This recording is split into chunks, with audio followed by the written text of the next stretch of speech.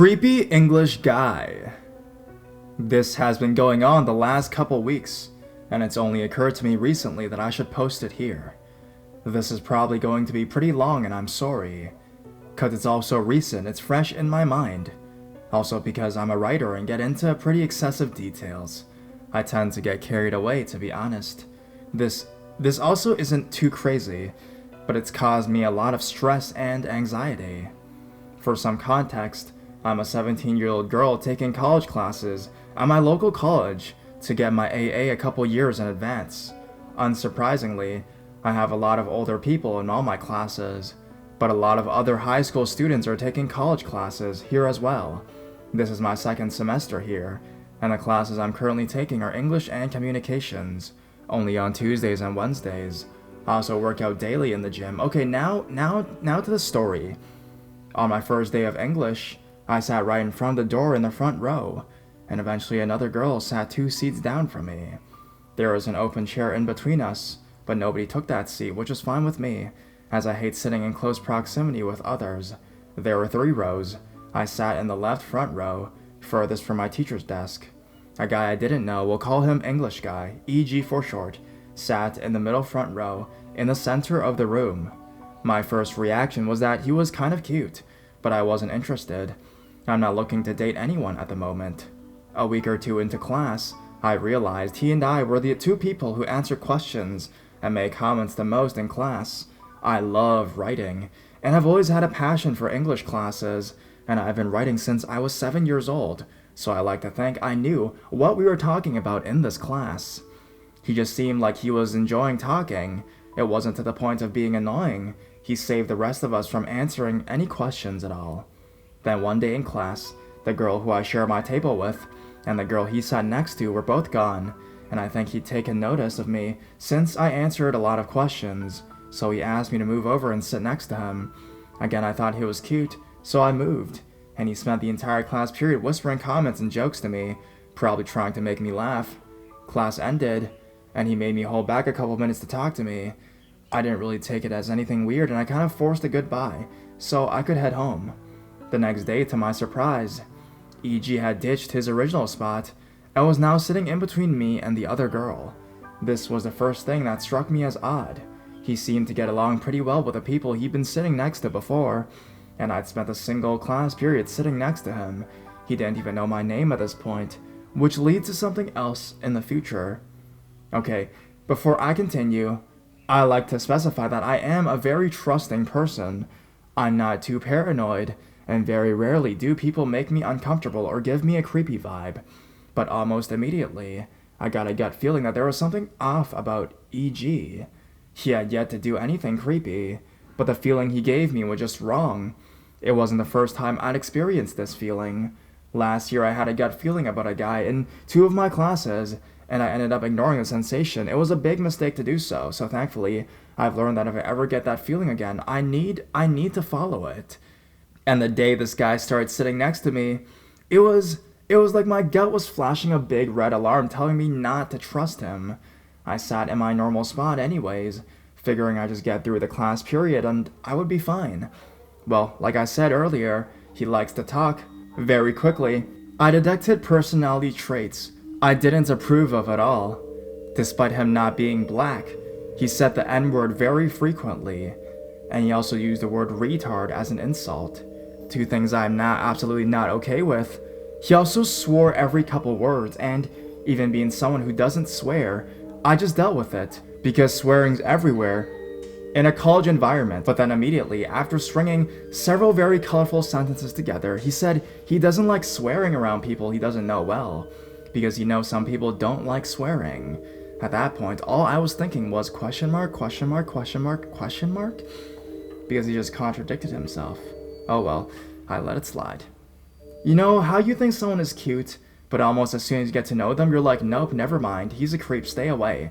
That's what I was going through. Especially when he asked me what classes I was taking. Specifically, the class I had after English, me being an idiot, spoke honestly. I work out Tuesdays and Wednesdays, and other days I go straight home. It didn't occur to me until later that I just told someone I find very creepy and invasive the times I will be vulnerable during my day. in the gym locker room, and in the parking lot just outside. It didn't take long before he had a nickname for me. I'm guessing because he couldn't remember my name. He decided that his name for me was going to be Crazy. This is how he would address me, and it was the second red flag for me. I talked to a couple of friends about it, and we decided it was either a joke off my actual name, or it was a pet name. Eventually I got sick of him calling me Crazy, and asked what he meant by that. He sort of laughed it off and said he calls everyone crazy, but I hadn't heard him call anyone else crazy. At that point, he stopped addressing me as Crazy, probably because he could hear my annoyance in my voice. So nothing really alarming happened right away, and I was starting to let my discomfort settle. One day, I was sitting in the lobby of the building my English class is located in, studying for a Spanish test I had later. I was pretty stressed out because I was having trouble solidifying the information into my mind, and out of nowhere, E.G. appeared and started talking to me. He asked me what I was doing, and I told him I'm studying for a Spanish test. He asked me if I need help. I told him no, I just need to study, and I put my earbuds back in and turned back to my notebook. Most people would recognize this as a social cue for I'm busy, please leave me alone. Nope. Next thing I know, we're having a conversation on why he thinks America should get involved in more wars, and he also said he thinks Hitler had some pretty good political views. I got no studying done, and I was really annoyed, but kept it to myself. The next day, I was waiting for English class to start, as I dropped working out early, and I was sitting outside the class watching Daredevil. The episode had only a couple minutes left, and I wanted to finish before class. Well, E.G. came out of nowhere once more and started talking to me. Out of the blue, he asked me how old I am. I informed him that I was 17 years old, and stated it several times actually, because he didn't seem to believe me. I am aware that I look 2 or 3 years older than I actually am. He then laughed and said, wow, that's weird. I'm 6 years older than you. And now it occurred to me how much older he is than me. I hadn't thought anything of it, and as soon as I learned the age gap, my stomach flipped. My friends and my mom have been saying for weeks that he was probably low-key flirting with me, and I of course was disgusted by the idea. The fact that my age didn't seem to deter him at all kind of worried me. But that made me think he wasn't actually flirting with me. He made me go into class early with him that day, and he made me give him one of my earbuds to finish the episode with me. Disgusting, I know. I hardly know this guy, and he made me share an earbud with him. I wanted to say no, but he was too intimidating, or I was too intimidated, so I shared, despite the fact that he had no idea what the show was about at all. At that point, I'd yet to feel scared. I had no proof he was a creep or flirting with me. All I had was paranoia and a gut feeling. But the next day rolled around. This was Valentine's Day. The moment he walked into class, he handed me a small folded note addressed to neighbor. He still didn't know my name after sitting next to me for several weeks and talking to me consistently. I put it in my backpack and spent the entire class period in an anxious state because I was scared of what he'd written. I didn't read it until I got into the girls' locker room, in the gym after English. This may be me being paranoid, but after I read it, I was so shaky and afraid. I was the only girl in the locker room with one way in and out, and I felt like at any second someone was going to come in and corner me in there. This is what the note says, word for word because I'm looking at it right now. Neighbor, you are amazing and are always great to talk to. I hope we can keep having amazing conversations. HVD, with love. E.G. I immediately sent the picture of it to my friends and mom, wondering if I was just really overreacting, but they were just as freaked out. My 2 best friends says he's definitely dropping hints, and he's being very creepy about it. One of my friends very seriously said, promise me you'll never let him walk you to your next class or your car. Never ever let him do that. My mom stated that 100% seriousness that she wanted my older brother to walk me to class one day with his arm around my shoulders, to make it look like I have a tall and aggressive-looking boyfriend. They were all just as concerned for my safety as I was beginning to feel for myself. At that point, I realized it could potentially be something more critical than I had originally thought. If it was enough for my mom and friends to be concerned for my safety, my mom pointed out that, considering the huge age gap, whether or not he's flirting could still get in huge trouble for writing in such a way that implies flirting. After all this, I became genuinely scared for my well-being. I went home feeling violated, although I haven't been touched or advanced on.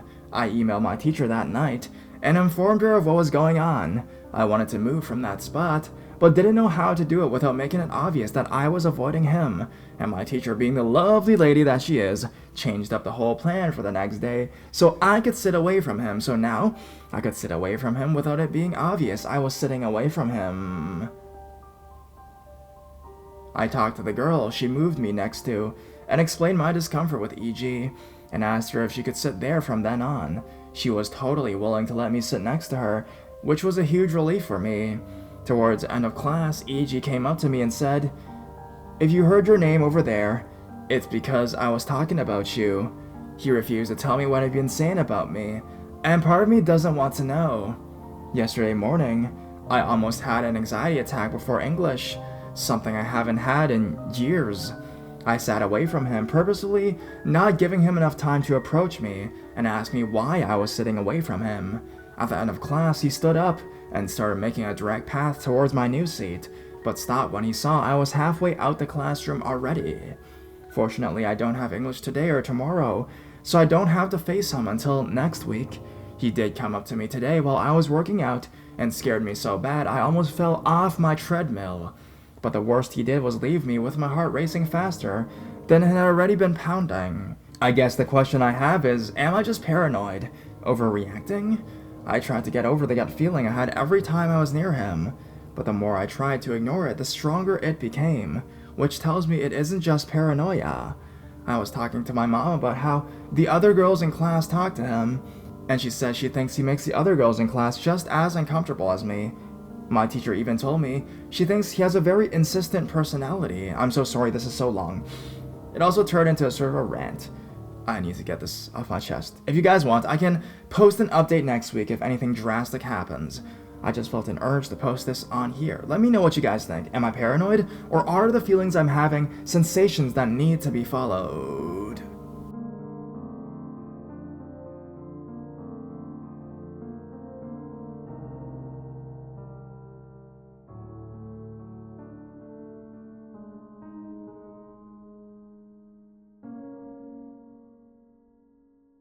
The Magic Potion. Hello everyone. First post, so please be forgiving if I violate a rule or some netiquette that I don't know about. So this is a story from 20 years ago, when I was roughly 7 years old. When I was that age, my mother and father had separated, so I would spend summer holidays with my grandmother, so my mother could go to work. We didn't have much money, so she wasn't able to take time off work in the summertime. That said, I love my grandmother, so spending 6 weeks of summer with her was literally my favorite part of the year. Until Eric showed up. Eric was a son of my grandmother's neighbors, Rodney and Karen. My grandmother has mobility issues, but she lives in a tiny hamlet in England where everyone knows each other, so she was able to rely a lot on the kindness of neighbors to get by. For example, Rodney would fetch the paper for her every single day, Karen would cut her hair, and when Grandma cooked, she'd made around 10 portions and send me along the street delivering hot dinners to all the neighbors who couldn't make their own, or just needed a hot meal. Long story short, we knew everyone, and everyone knew us, and everyone knew when she had her grandchildren staying with her. Eric's parents both had some sort of social or learning disability. I mention this not because it changed my judgment on them, but I suspect it may have affected the way that Eric grew up, living in a tiny hamlet with hardly any children and only really his parents to interact with. I suspect he maybe did not get as much personal interaction growing up as most children do or should.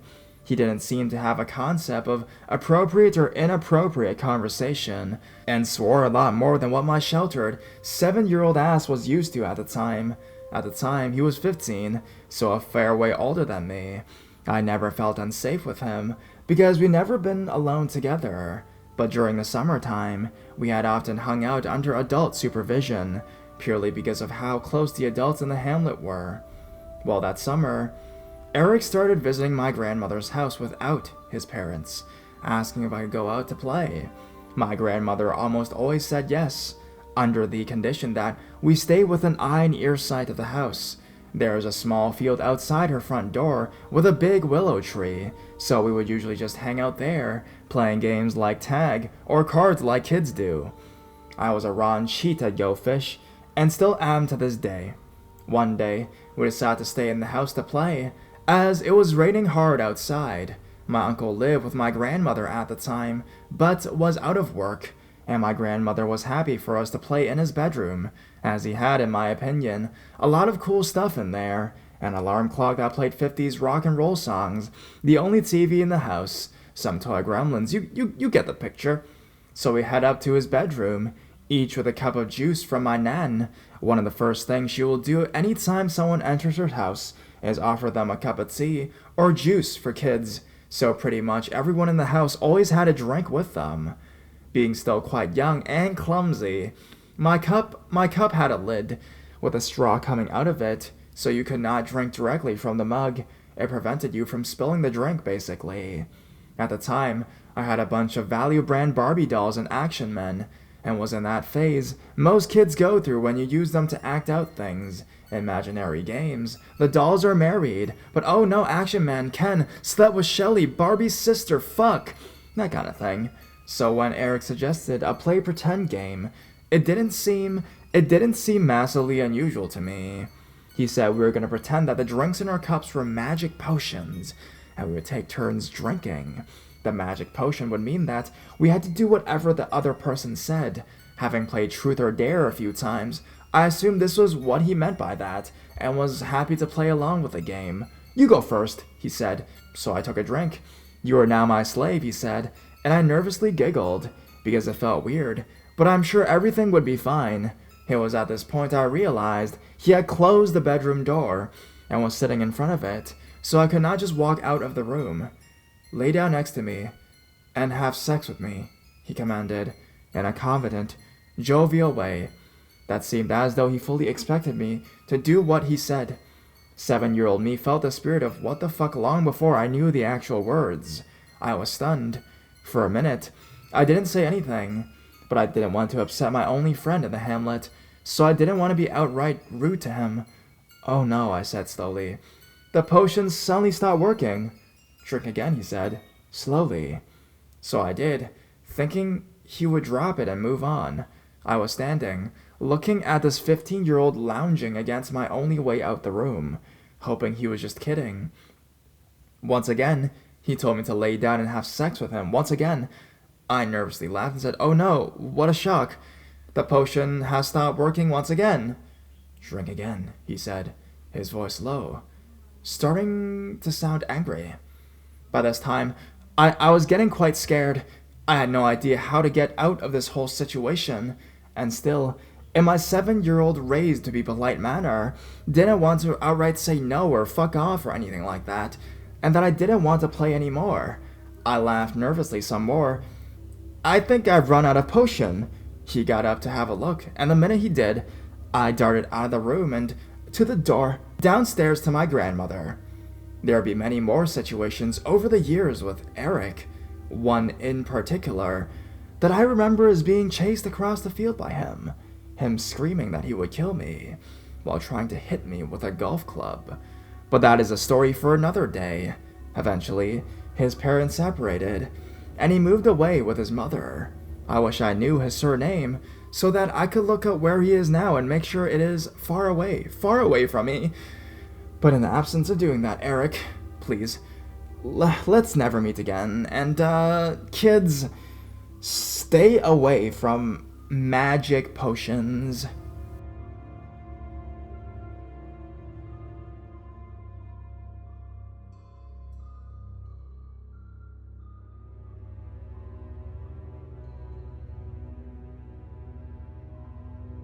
The British guy in a black hoodie. This happened 6 years ago when I was 15 years old. I am from an unspecified country in South America, but I studied in a private British school. So, those of us who wanted to travel to UK and stay with a British family for 3 weeks while attending a school that focused on practicing English in Torn, England, we could do that. Roughly 80% of my life's worst experiences happened in those long 3 weeks. This is one of them. So, the school was in the city, but the family I was staying with lived in a village about 5 kilometers away from it. The school had its own bus that picked us up and dropped us at certain spots. You had to walk the rest of the distance back home. The bus would drop the ones that stayed in the city, then drop us ones that stayed in the village, then kept moving to another village. It was like 3 small blocks from my stop to the house, which isn't much to be honest. Problem was that the first 2 weeks I was the one that lived the farthest from the stop. Everyone was gone after the first block, and not much people walked in that street. It was already really common for you to go back late when it was already dark. One such night, after the first block and once everyone was gone, I noticed a guy in a black hoodie walking behind me. It was stupidly cliché, and I was reading a vampire novel at the time, so I dismissed my uneasiness as overactive imagination. Still, being a girl, you get told a lot to be careful when walking alone at night, so I slowed down a little so he could get ahead of me. He didn't. He slowed down too. It struck me as odd, so I went back to my normal pace, which is fast walking. He started fast walking too. We were close to a crossroad, so I did the smart thing and crossed the road. I looked around. He was gone. I crossed back to the other side, because the house was on that side of the road, and kept fast walking. I noticed him behind me again on the last block. I kept a normal pace 1 house before mine, then started running, thinking if I'd started running too early, he would start early too and catch me, crossed the front lawn, and knocked on the door really hard. I looked back thinking I'd overreacted and would see him keep on walking like nothing. He was at the bottom of the stairs that led to the front door, his head turned to me, his eyes covered by the hoodie, and the biggest, creepiest grin I've ever seen in real life. He stayed like that until the door started opening. The host family's father asked me what was wrong. Why did I look like I just seen a ghost? For some reason, I thought it was too embarrassing to tell him I didn't. I did tell my classmates the next day though. In the 3rd week of my stay, a lot of Spanish guys arrived and stayed farther away than my host's house, so thankfully, I never walked alone again. So, let's not meet hooded Englishmen.